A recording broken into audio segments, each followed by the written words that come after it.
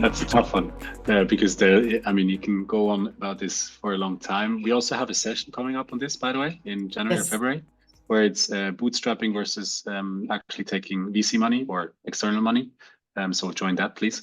But I think 2 years ago, everybody would have advised you raise as early as you can to build as much as you can.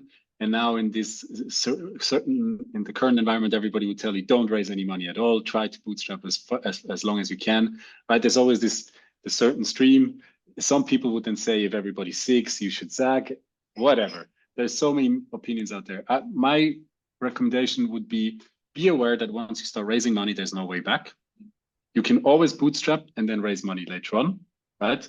But raising money and then stopping to raise money, that's a one-way street. Investors will expect you to start hitting revenue numbers, to start growing, to start scaling quite quickly. Unless it's friends and family and fools money, then it's a bit different.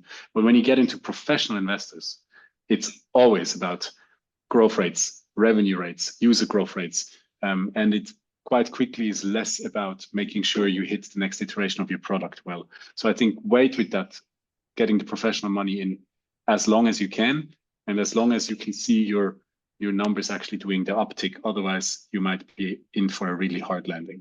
That would be my super short answer. But Luis, maybe you have something to add, and then we also have a panel on this in 1 or 2 months. No, agreed. I think it's really tough to find the right moment. If your product is too mature, maybe the vision is gone. If you're too early, they don't have an idea what you will do. And as Laurent said, back in the days, some people just raised money with a PowerPoint presentation. This time is over for now, I guess.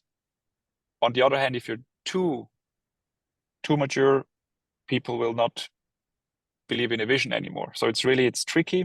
It also depends on the investor or the VC you're talking to.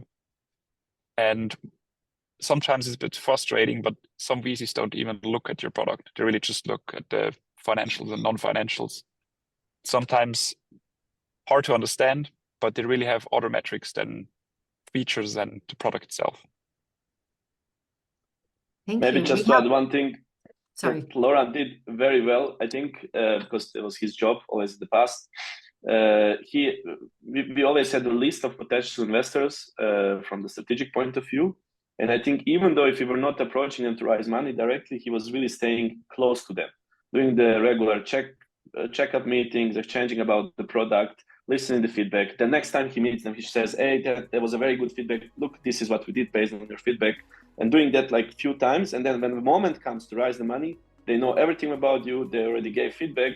They see that you're applying feedback. So trust was already built. And you can also see whether this guy or this investor is the right one for you. So I think that's actually what he did super well.